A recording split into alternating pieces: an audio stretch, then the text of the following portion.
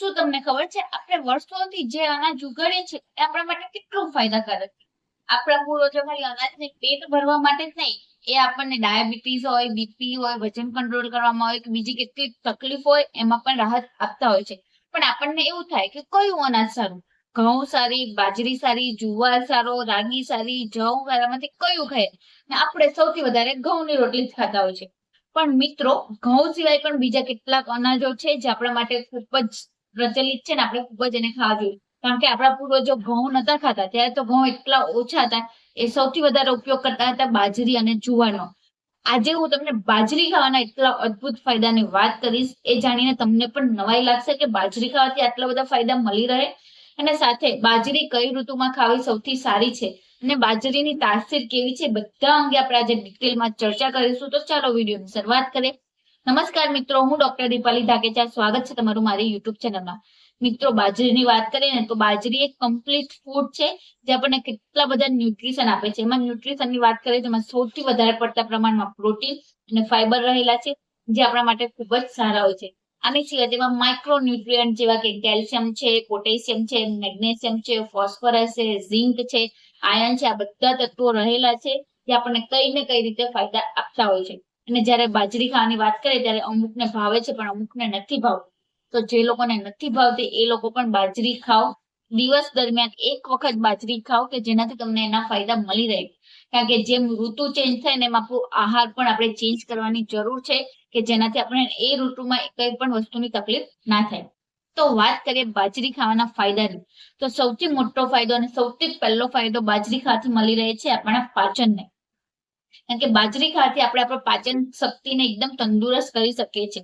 અને અત્યારની modern life પ્રમાણે સૌથી વધારે નબળી આપણી પાચન શક્તિ હોય છે. કારણ કે આપણને જે મન ફાવે જ્યારે મન ફાવે ત્યારે ખાતા હોય છે, જેના લીધે આપણી પાચન શક્તિ એકદમ બગડી ગઈ છે. તો જ્યારે તમે બાજરીનો ઉપયોગ કરીને આપણે આપણી પાચન શક્તિને સ્ટ્રોંગ બનાવી શકીએ. કારણ કે બાજરીમાં સૌથી વધારે પડતા પ્રમાણમાં ડાયટરી ફાઈબર રહેલા છે જે આપણા આંતરડામાં હેલ્ધી બેક્ટેરિયાને ગ્રો કરે છે, આપણા આંતરડાની મુવમેન્ટને નોર્મલાઇઝ કરે છે કે જેનાથી આપણને કબજિયાત અને બીજી કઈ પણ તકલીફો ના થાય. તો અત્યારે બધાના મનમાં એક પ્રશ્ન આવશે, મેડમ બાજરી ખાવાથી તો કબજિયાત રહે છે, તો કબજિયાત કઈ રીતે બાજરી ખાવાથી દૂર થાય? તો મિત્રો, આ વસ્તુ બધા માટે સરખી નથી હોતી. અમુક માટે સારી અને અમુક માટે ખરાબ હોય છે. જો તમે બાજરીને મર્યાદિત પ્રમાણમાં ખાઓ ને તો બાજરી ખાવાથી પણ કબજિયાત દૂર થાય છે. પરંતુ જ્યારે પણ બાજરી ખાઓ ત્યારે પૂરતા પ્રમાણમાં પાણી પીવું જોઈએ. બાજરીને દાળ, શાક, દહીં, છાશ એ બધી વસ્તુઓ સાથે લેવી જોઈએ કે જેનાથી તમને બાજરી ખાવાથી કબજિયાત નહીં રહે. અને જ્યારે અત્યારે આપણે જંક ફૂડ, બ્રેડ વસ્તુઓ ખાઈએ ત્યારે આપણી પાચન શક્તિ સૌથી નબળી પડતી હોય છે, ત્યારે આપણે બાજરી ખાવાથી આપણી પાચન શક્તિને એક રિસ્ટાર્ટ મળે છે, પાચન શક્તિ એકદમ તંદુરસ્ત રહે છે અને આપણને પેટને લઈને જે પણ તકલીફ હોય બધી દૂર થાય છે. માટે જે લોકોને પેટને લઈને કઈ પણ તકલીફ હોય એ લોકોએ બાજરી અચૂકથી ખાવી જોઈએ. તો નેક્સ્ટ આગળ વધીએ અને બીજો મોટો ફાયદો બાજરી ખાવાથી મળી રહે છે ડાયાબિટીસના દર્દીઓ માટે. અત્યારે ડાયાબિટીસના કેસ વધતા ને વધતા જાય છે. અત્યારે ડાયાબિટીસ એ સૌથી મોટો હેલ્થ ઇસ્યુ બની ગયો છે.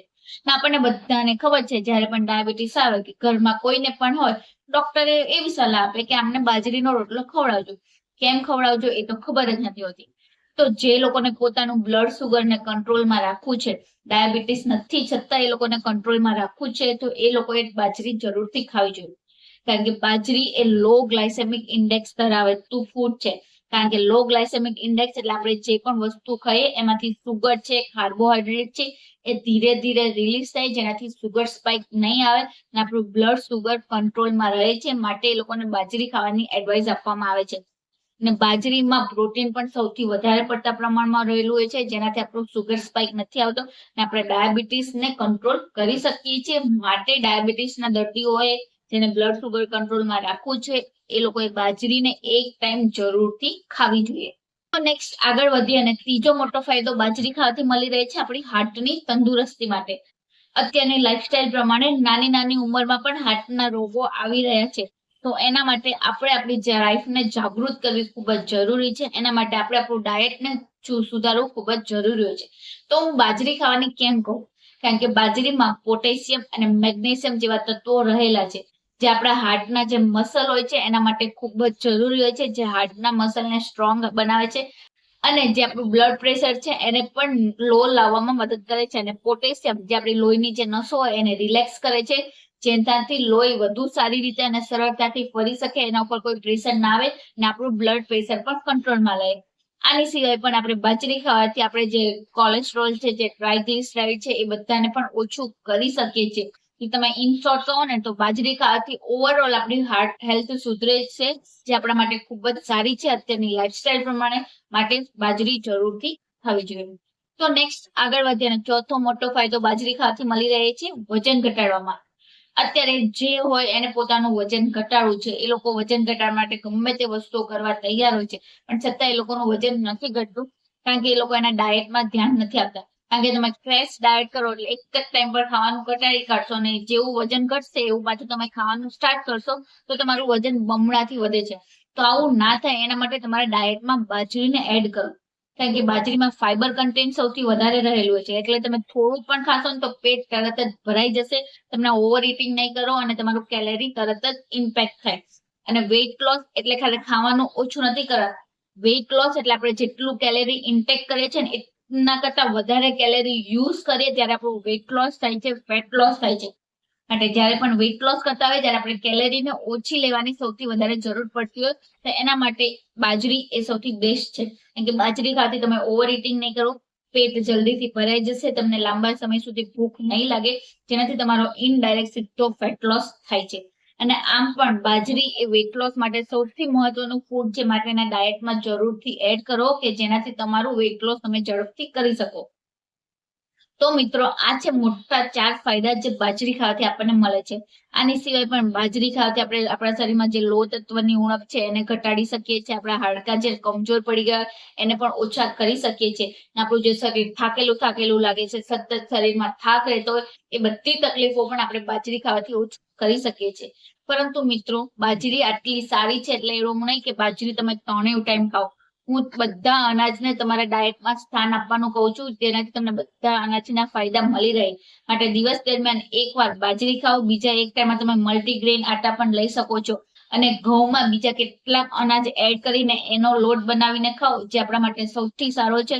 એનો વિડીયો મેં ઓલરેડી ચેનલ પર અપલોડ કરેલો છે, તમે ત્યાંથી જોઈ શકો છો. એની લિંક મેં આપેલી છે. કારણ કે આવી રીતે તમે ડાયટમાં બધી વસ્તુઓ એડ કરશો તો તમને એનો બમણો ફાયદો મળશે અને તમને બધી વસ્તુના પોષક તત્વો, ન્યુટ્રિશન મળી રહે કે જેનાથી ઓવરઓલ તમારી હેલ્થ સુધરે. માટે દિવસ દરમિયાન એક જ ટાઈમ બાજરી ખાઓ. અને જો તમે રોટલો ખાતા હોય તો એક જ રોટલો ખાવાનો છે, અને જો બાજરીની રોટલી બનાવીને ખાતા હોય તો 2 થી 3 રોટલી તમારા માટે ઇનફ છે કે એટલી જ ખાવી જોઈએ. અને મિત્રો બાજરીની તાસીર ગરમ હોય છે, માટે એને ગરમીની સિઝન સિવાય તમે શિયાળામાં કે ચોમાસામાં ખાવાની શરૂઆત કરો કે એનાથી તમને એની કોઈ સાઈડ અસર ના થાય. બાકી ઘણા લોકો ઉનાળામાં પણ બાજરી ખાતા હોય છે, એ પોતાની બોડીને અનુકૂળ ખાતા હોય કે જેનાથી એને કોઈ તકલીફ નથી થતી. બાકી બાજરી એવી વસ્તુ છે કે ઓવરઓલ બધા ખાઈ શકે છે, જેના ફાયદા બધા જ મેળવી શકે છે. તો મિત્રો બાજરી એક કમ્પ્લીટ અને પૌષ્ટિક ફૂડ છે, માટે એના આહારમાં જરૂરથી જ સ્થાન આપવું જોઈએ. તો આઈ હોપ તો તમે સમજી ગયા છો કે હું બાજરી વિશે તમને શું સમજાવવા માંગી રહી છું. અને બાજરી અત્યારે કેટલી બધી આપણા માટે ફાયદાકારક છે અને આપણે એને જરૂરથી ખાવી જોઈએ, પરંતુ એની માત્રા ધ્યાનમાં રાખવી જોઈએ કે જેનાથી તમને આગળ જતા કોઈ તકલીફ ના થાય. તો આઈ હોપ તમને આ વિડીયો પસંદ આવ્યો હશે. વિડીયો પસંદ આવ્યો તો ચેનલને લાઈક કરજો, તમારા ગ્રુપમાં શેર કરજો, અને ચેનલ પર નવા હોય તો ચેનલને સબસ્ક્રાઇબ કરતા જજો. અને બાજરી ખાવાથી કોણ કયા કયા ફાયદા મળી રહ્યું છે અને કોણ કોણ બાજરીને સ્ટાર્ટ કરી રહ્યું છે અને કમેન્ટ કરીને જરૂર જણાવજો. તો મળીએ નવા વિડીયોમાં નવી માહિતી સાથે. ત્યાં સુધી બધા ખુશ રહો, તંદુરસ્ત રહો.